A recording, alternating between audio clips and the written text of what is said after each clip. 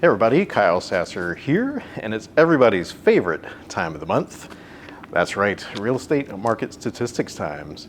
These real estate market statistics are for the Dayton Metro area for April 2025.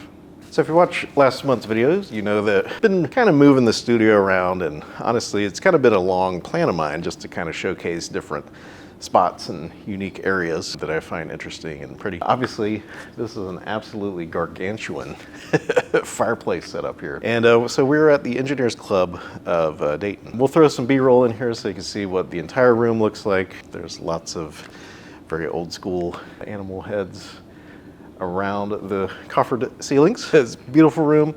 Located in Dayton, Ohio, and it is affiliated, interestingly enough. So the Engineers Club is affiliated with the Tampa Club, which is located in the Bank of America building in downtown Tampa. So there's a little bit of that Tampa connection here. But yep, we're here doing real estate market statistics. So you might be asking yourself, I have the report in hand and it says March. Why are you calling this the April numbers? The reason why is real estate market statistics. We usually look at them month to month. A day or a week is way too short of a time frame to get any meaningful data from. And so comparing this month to the same month last year is a very good way to determine what the market is actually doing. Now, we don't really compare sequential months either because there's a natural ebb and flow to the real estate cycle.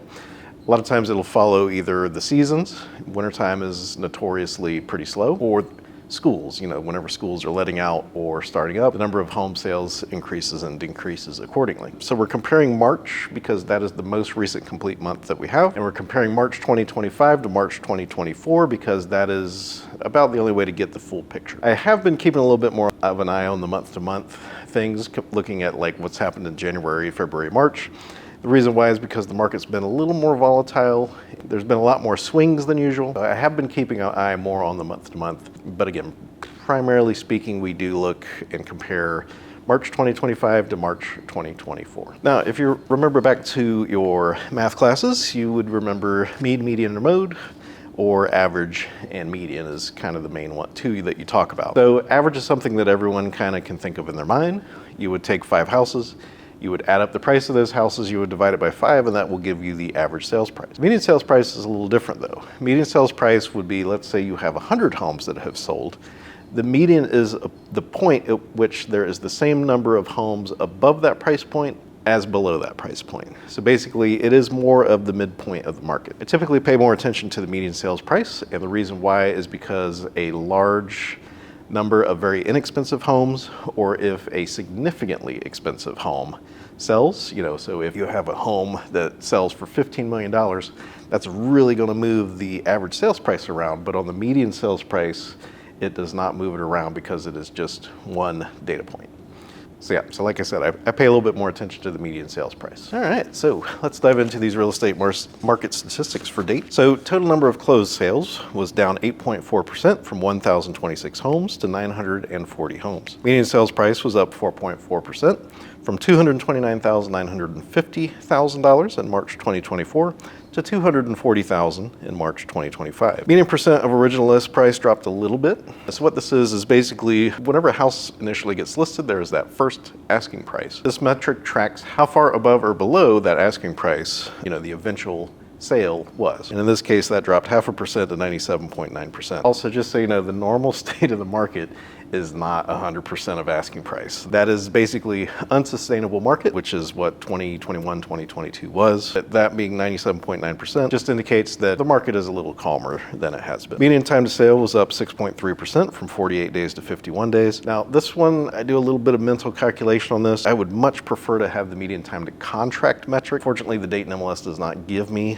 the ability to calculate that data. So median time to sale is the best I have. So what I do here is I usually will mentally subtract 30 to 35 days off of this number. So in this case, that would be 20-ish days, which means most houses are taking a couple weeks to go under contract. So that's definitely slower than it has been in previous years. However, still very much a seller's market. Total number of new listings was up 8.7% from 1,259 to 1,369 homes. And total active inventory was up nearly a third. It was up 29.7% from 1,061 homes to 1,376 homes. This is also a case where percentages can be a little bit deceptive. So an increase of 30% sounds significant, and it definitely is. However, if you look back through preceding levels of inventory, like it was not unusual to have like 3,000, 4,000, 6,000 homes for sale. And so we are still significantly below those levels. The doom and gloom section, which is at the bottom here. So foreclosures and short sales were down 20%, total of 8, and short sales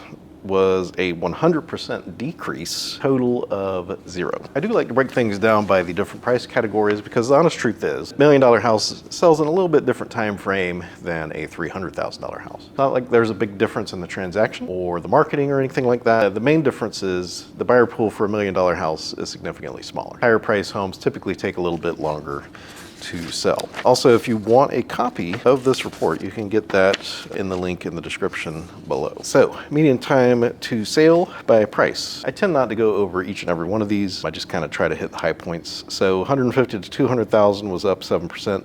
Total of 46 days. 200 to 250,000 actually held steady, 44 days. 250 to 300 was up 20.5% to 53. 300 to 400,000 also held pretty steady, 2% increase, total of 50 days. 400 to 600 was also at 49 days, although that was a 16.9% decrease. 600 to a million was up 39.6 to 74 days. Now, again, you do have to do a little bit of mental math to try to see what's going on there. Most of that's in the 40 to 50 day range, so that's going to be 1 to 2 weeks. So most homes, the median home is going under contract within 1 to 2 weeks in the Dayton Metro area. Total number of closed sales by sales price. The main thing is the lower price points, there's fewer, and above, say, like 250,000, there are slightly more homes. A couple exceptions, but by and large, that's the trend. And it's not necessarily that we're building more $300,000, $400,000 homes. But what's actually happened here is as prices increase, these homes move up into higher price categories. So for example, if you're in the $100,000 to $150,000 range, there was a total of 12.5% fewer homes sold, total of 112. 150 to 200,000 was up 5.3% to 198. 200 to 250 saw a 30% drop in the number of homes sold, 113. And 250 to 300,000 was up 3.8% to 138. Basically, it kind of hangs around that 150, 130, 150 mark up until you get to 400,000, and then there's significantly fewer homes that sell up in those price categories. So like 400 to 600,000, there was a 23.8% decrease, total of 93. And a million or more, there was a 50% decrease for a total of 4. Listings as well, pretty much up across the board, except for the lower price category. So that's going to be about 200,000 or less. So 100 to 150 was down 7.1% to 143 new listings. 200 to 250 was up 15.8% to 183. 250 to 300,000 was up 20.7% to 169. Interestingly, 400 to 600 was up 15% to 184 homes. And then we have a drop off at 600,000. So there's only 84 new listings between 600 and a million, which was an increase of 31.3% compared to last year. And then total inventory, again, up pretty much every price category except for less than 50,000. So 150 to 200 was up 45.1% to 193. 200 to 250,000 was up 67.1% to 127. 250 to 300,000 was up 46.6% to 173. 300 to 400,000 was up 25.1% to 209. 400 to 600,000 was up 36% to 223. 600 to a million was up 14.5% to 126. And a million or more was up 25%. Total of 35 homes for sale. So those are the Dayton Metro statistics for April 2025. So what can we make of these numbers? If you're watching this, you're probably trying to determine if now's the time to buy or sell a home. And the honest truth is, as far as the statistics go, Dayton is basically continuing how it has been for the previous, 4, 5, 6, 7 years. So basically we are continuing to have a steady march up in price, despite some increase in the number of homes for sale. And the initial question is, well, how can that be? And the answer is the demand is such that it is not enough to overwhelm the number of new listings. Or to break it down another way, there is not enough supply of new houses versus the amount of demand for prices to decline. Usually you need a significantly higher amount of homes for sale than you do demand, which results in homes taking a very long time to sell, which is when you start to see prices decline. The leading indicator on this is that time to sale, time to contract number. 50 days is still very much going to be in the seller's market territory. It would not be until that touches like 70 days, 80 days before I would expect to start to see, inventory really ballooning and prices starting to come down. So far as the stats go, there's not anything to indicate that there's an immediate price decrease. Quite the opposite. We are through the winter slowdown. My phone has been ringing pretty steadily from people wanting to purchase homes in the area. And it's the usual, people transferring in for Wright-Patterson, but it's also just people looking to start new lives and get out of the area that they're in and kind of, just hit that change of pace. I've had people reaching out to me from Florida, Colorado, and California in the last couple weeks here. So by and large, you can basically, now the good news is there are more homes to choose from now than there was last year or the year before. So that's some good news. So if you're buying a house, there is a better selection than there was previously. I know when I bought my house, there was nothing. Nothing was on the market. One thing popped up and we put an offer in against 3 other offers and we got it. The market has calmed down from that, so that's good news for buyers. So far as the statistics are going, we're still facing kind of that uphill climb. The X factor question is always, the economy, right? So like if the economy, and it's not necessarily what the economy is actually doing, it's what people feel the economy is doing.